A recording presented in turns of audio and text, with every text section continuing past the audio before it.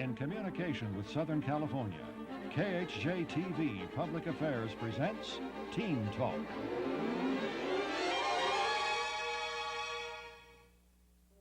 The German word for adolescence is sturn und drang, which means stress and strain.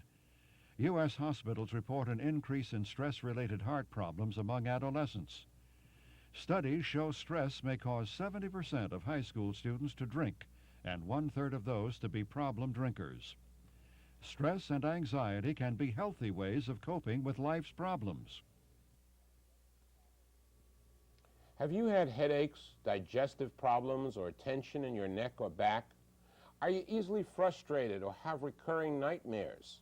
Do you cry a lot, experience sleeplessness, or perhaps oversleep? Then you, like so many other teenagers, may be showing signs of stress. Hi, I'm Joe Feinstein, and this is Teen Talk. Today we've invited a panel of young people to discuss stress, its causes and cures. Welcome, panel. Welcome to Teen Talk. I'm wondering, what are some of the pressures affecting you? What are Teen Talk on stress. A discussion with host Joe Feinstein and several teenagers on the subject of stress. The most stressful thing I've gone through my entire life. Because it's like I didn't know what to expect at all. I was always a good student in high school, but then everyone tells me, oh, you know, UCLA is really tough, and they tell you 30% drop out, your grade point average is going to drop, and on and on and on. So you hear all kinds of comments, and now you're beginning to find out that maybe some of those things are right. Some of them are true, and some of them aren't. So you just have to find it for yourself. Okay, well, you're finding out. Yeah. Okay, so the signs of stress for you are at school. Yeah. That's an interesting point. Okay, Sherry, where are some signs of stress for you? Well, I have a lot of stress at school, too. I'm a cheerleader at Monroe High School, and I know that... To that I say, rah. That's basically my first priority because, you know, that takes up a lot of time. And I'm also, you know, in the musical and things like that. Well, where's the stress coming from? From school, having to keep everything up. I have to keep my grade point average up to still be on the cheerleading squad. And, you know, also with everything at home, you know, and also with myself, you know, I've got to keep everything up just the way that I've had to. Oh, so you've got some of the demands and some of the constraints about yourself that's really important. Yeah. Is that what you're saying? Yeah. Okay. What about you, Ann? You have any stress going on in your life now? Basically from school. Not so much as my schooling now, but looking forward to going to college. Right now I'm a senior at Grant. And it's just the, you know, getting into different colleges, which ones you want to go to, and if you can get in. So you're making your plans now as to which school you're going to go to, so then in a little while you'll be suffering her kind of stress. Is that what you're saying? Not that bad. Not that bad. No one will suffer that bad. Marvin, how's it going for you? What's happening with you? Well, I have a lot of stress at school too, but like I work too, and and my school and work schedule kind of collides together. And so Marvin's on a collision course. yeah, so I'm making a decision. You know, I'm afraid that my work schedule is going to interfere with my school schedule as far as theater arts is concerned, because we have so many different activities to do and things like that. And I wanted to do a play at my teacher's home out in Palos Verdes, but then again I had to work that same day. Okay, so the schedule, like always, collided together. So, okay, Marvin, what are you gonna do? You gonna get an F or you gonna go to work, you know? So I said, okay, what can I do? And when Marvin starts talking to himself, it can become a dangerous thing, gang. So I just had to look at it like this. Well, number one, I didn't have any transportation to get out there. And out there, you mean to the Palos Verdes. To Palos Verdes, right? To my teacher's home. But the thing that's bothering me most is his attitudes towards me, because now he has a very negative attitude at me because of something I did. I dropped out of his madrigal class, and he's very upset about that. So there's a complication of a number of things, and what you're saying is that you've got work and school and all kinds of responsibilities in a number of directions, and teachers that have their concerns and their interests, and they're also finding it difficult to accept what you're doing. This could be a real problem. All right, all of you mentioning school. Are there other areas of your life that's causing stress? Patty, where's it causing for you? Well, it deals with school and other things, just what's going to happen in the future, and right now I'm in the middle of moving out of my house, and am I going to be able to go to school and work and so on. And then with family, that's a big thing with me. Tell me about the family. What's the problem? Just with my sisters and I guess my parents, when we just argue, or when I see my parents arguing, or just any part of my family arguing, like my dad will come home in a bad mood, or like I try to stay, you know, okay, I don't want it to bother me, but sometimes, you know, it just does. Mm-hmm. So they really get to you. And yeah, I let it get to me. You let it get to you. That's very neat. Yeah. That's a very neat understanding. I let it get to me, because you have power over some of these kinds of things. Dan, what's been going on with you? What causes you to get tense? You look like one of the calmest people I've ever met. I think you're about to fall asleep right now. No? A lot of the time is I'm going into the working world right now, and what I'm doing is I'm saying I want all this responsibility. I don't want to be treated like a kid. I want to take on responsibility. Now I'm beginning to get responsibility, and it's real scary because for me I get real tense because now I've got it, and I don't know if I can handle it or how good of a job I'm going to do with it. So it's real scary, and sometimes I get real tense with it.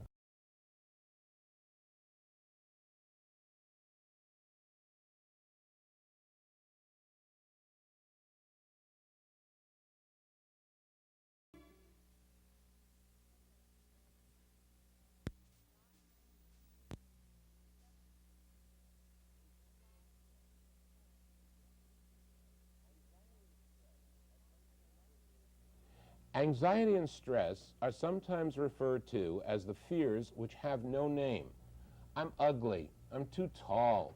Will he still like me if I don't sleep with him? What will I do in life? Can any of you identify with some of these causes of stress? And if so, how have you overcome some of these kinds of problems? Patty? I think I can. A lot of those run through my head.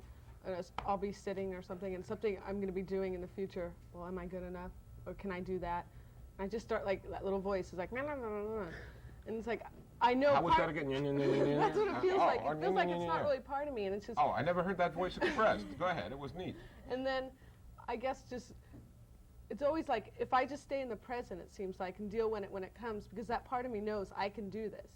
And it seems like I'm creating part of me not to do that, from that little voice. That is so wonderful. You are saying something so neat. If I can only stay in the present. And just when it deals with it. That's right. To deal with something in the present is the way you take a lot of the anxiety and stress out of a situation. Many people want to go back to the past and keep reverting to the past, and as a result, they tie themselves up in knots, and then they throw away the key kind of thing. And the trick is to stay in the present.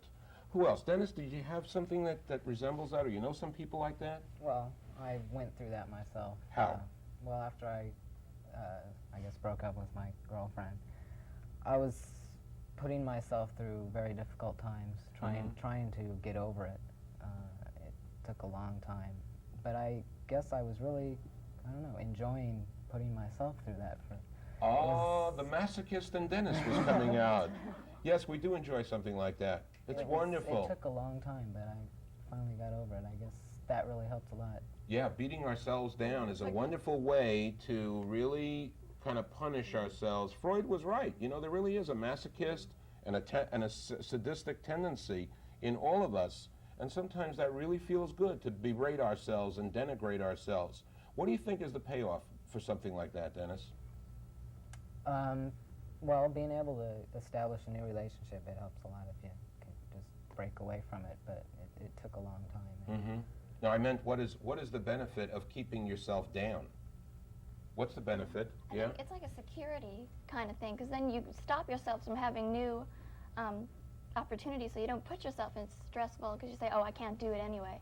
You know, they won't like me anyway, and just things like that, so you just... Or I feel sometimes like I'll do something, and I'll judge it, and I'll go, well, this is the way I'm supposed to feel. I have to feel bad. I have to, but I know I have the choice if I want to feel bad or not. That's right. You do have the choice. You have lots of choices all the time, and you're constantly making choices about everything in this life in choosing whether or not you want to put yourself down or whether you want to blow yourself up and make yourself strong.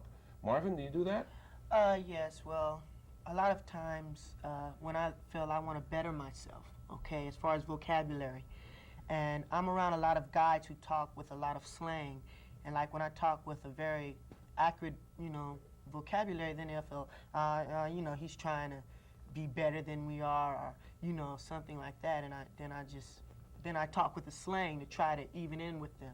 Marvin, yeah, we all do certain kinds of things to get the peer group's approval for our behavior and our actions. That goes without saying.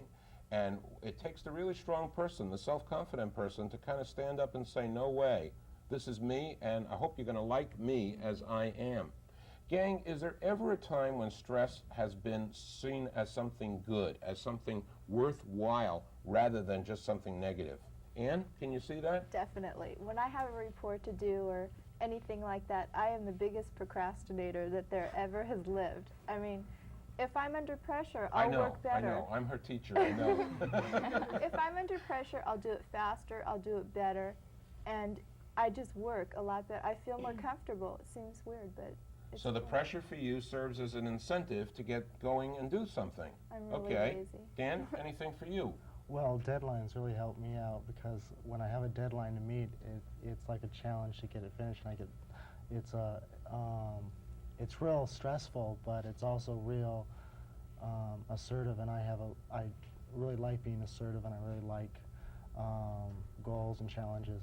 Wonderful. So you like that kind of experience. Okay. Sherry, do you see stress as good at all? Well, yeah, like I say, within myself. Mm-hmm. Deep down inside, I'm a very self-conscious person, and I have a lot of stress from that, and because of that, I turn my whole personality around. It's like, you know, if I'm very shy or something, and I'm, you know, really upset about that, like if I want to go meet someone, or if I'm just at a party and I don't know anybody, then all of a sudden I'll just turn myself around, and I'll be the most outgoing person that you have ever seen. I mean, I'll just go out and meet anybody, and I know that when I'm, you know, when I have a lot of stress about something about myself, I just turn around to completely the opposite. And, you know, I do a lot of things that I really want to do. It works for you. Yeah. It really works. Did any of you feel stressed coming down here to the studio to take the show? You did? Yeah. I was like, what should I say? Yeah. See, I was doing that again. I was waiting. But now it's fine because I just say whatever. I love your hand motions there. Are you a cheerleader also in your spare time? How do you make that stress work for you? I guess when I feel stressed, let's say, is studying. It's like putting all my energy into the book or whatever I'm studying. And it feels good to be doing that because I know it's best for me. Mm-hmm. And so I guess I label stress different things. So that's not really stress when I'm studying, but I guess when I have stress, it's like I'm concentrating on one thing. And what about you, Susan? Do you see stress as good at all? Well, it helped me through finals because I wouldn't even open my book if it wasn't for, you know, the grades, you know, and that kind of stress. So I think I need that kind of pressure to help me get better grades. I'm getting a lot better grades the more stress I have, seems like. I think I need pressures too to kind of give me that impetus and get going and get moving about things, and sometimes it can really work wonders. What'd you do with the stress that you were feeling for today, for instance, Dennis? Well, I don't know, I'm kind of used to it because I used to sneak in the movie lots and all that, so I just kind of relax, know what goes on and stuff. Sneaking is your thing, huh? It really helps you. And the more you do it? Well, the more I'm behind the action and know what to expect, I'm fine. It helps.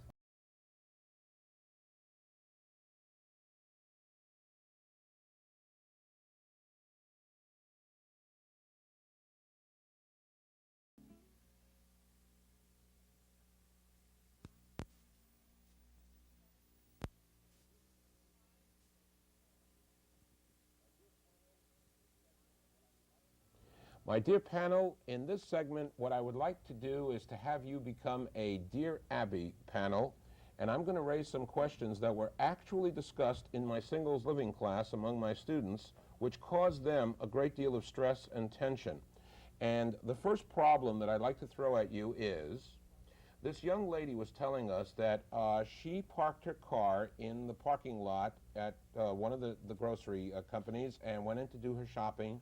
She came back and found a huge dent in the car. She came home and told her parents, who totally disbelieve her. She is having a great deal of stress as a result of her parents' disbelief. How would you, what would you tell her? How would you tell her to deal with this problem? And Ann, we'll let you become Dear Ann. Okay. Well, to help this person out, I would just say that if you have confidence in yourself and you know that you're telling the truth, that's all that matters. And if your parents don't believe you, then that's their problem. Because But they're making her pay for the dent. They're taking out the $200 or $300 for repairing the dent out of her wages. They say that it's her fault. well, that's hard. That's hard. What I would do is maybe you could either just look at your parents straight in the eye. I did not do it. You know, you could believe me or you can't believe me, but I did not do it. And they say, you're lying again, sweetheart. Then I would cry. You would cry. No, I would. There's nothing a lot you can do. Uh-huh. Marvin, you really didn't do it, but your parents have heard, you know, you've done certain other things that cause them to not believe you. What do you do? Okay, then the best thing you can possibly do is just go through with paying it, and let it alone. Because if they don't believe you, you know, I don't believe you, and you're trying to make them believe you, and they constantly don't believe you, then all you can do is just pay for the car and let it go. I think it's easier to just have a cry than to pay the $300. What do you do? You're the counselor around here. What do you do? I guess what I would do is like I would say in any problem, a third person, a friend, or someone that both the parents and the kid knows, that, you know, where both of them trust each other, you know, trust that friend, and sit down and talk about it and hear both sides of the story. I think there's more behind it than just the car incident. It sounds like there's a lot of incidents behind all that's led up to that distrust. I think you're probably right. It sounds to me a lot like that, and it sounds like it might have some validity. Okay, gang, problem number 2. This young lady told us that when she sees the end of a relationship coming on between herself and one of her current boyfriends, she gets really very lonely, very depressed, and under a great deal of stress, thinking that she has to start going out there again, meeting up with all the guys and choosing and selecting, and she really finds herself very tense and unhappy at that point. Sherry, what do you do, dear Sherry? That sounds very familiar because that just recently happened to me. And you know, my boyfriend just all of a sudden broke up with me, and I really didn't know what to do. And I just, you know, I didn't want to go out there because I didn't want to meet anybody else. So what I just did was, you know, I just went on with my life. You know, he started going out with one of my very best friends, which made it even harder on me. And the brute. I just realized, you know, that was probably the best thing. You know, it wasn't right, so I just had to go on with it. And what I started doing is I got more involved in other things, like my cheerleading and my schoolwork, and my other extracurricular activities, you know, singing and dancing and everything. And all of a sudden, out of nowhere, I just, you know, about 5 different guys started asking me out. And the best thing I could tell her is just to get more involved in herself. You know, maybe take some time and just, you know, really do some self, you know, going over. The psychological term behind that is called sublimation, and sublimating has some very good characteristics behind it, because you can sublimate, you can put your energies into other positive channels so you don't face the loneliness and the depression, and that you may be helping someone else out, or you may be doing something constructive with your time. That's what you're saying, and I think that makes a lot of sense to me, to take all that kind of energy, which can be turned inward, and make yourself lonely and turn it outward. Okay, a boy told us that he's always yelling at the people he loves, his mom, dad, and so on, and he doesn't really mean to. I mean, he comes home and he's filled with anger and he's filled with frustration, and he yells at them, and he would really like to stop it, and he's sorry, but he doesn't know what to say or how to handle it. Dr. Ritterman. What he should do is think about things before he says them. And if he knows he's going to get angry, maybe before he goes in the house or something, just, you know, okay, I'm angry. I'm not angry at my mom. I'm not angry at my dad. I'm angry at, you know, a teacher at school. I'm not going to take it out on them. So what, you could yell, but not yell at them. Yell about it. Yell about the problem. What happened. Don't yell at them. Okay. So they can kind of help you. So they're still on your side. Dr. Marvin, what would you say? Okay, well, what I would do is just more talk it over with the parent, what the problem is. You know, if I have a great deal of anger about something, are, if you're too angry, you know, run off the heat, play basketball or something, but, you know, you should never take your anger out on other people. Yeah, stress could be worked out beautifully that way. I would think that stress could be worked out in lots of different ways. How do you work it out, Danny? How do I work it out? Well, a lot of with anger is that I'll go into my room and I'll pound on something. Mainly your father, right? Pounding on his father. How do you work it, Sherry? Well, usually what I do is I'm a dancer, and I go in my room and I dance. I'll put on my toe shoes or I'll just put on a stereo and I just dance. And sometimes it's not very good to do that because, you know, I've sprained a knee doing that and all sorts of good stuff. But I do that. I do things, you know, things I really like to do, and I just, you know, I'll dance and dance and dance and dance. And then by the time I'm so tired, I just forget what I'm so mad about.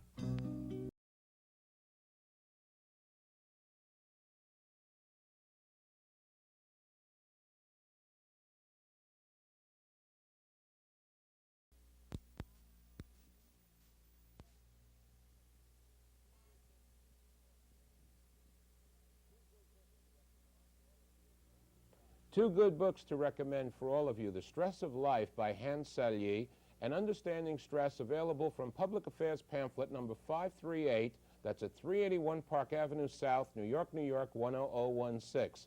Panel, you were fantastic. You took away all my stress. This is Joe Feinstein for Teen Talk saying we'll see you soon.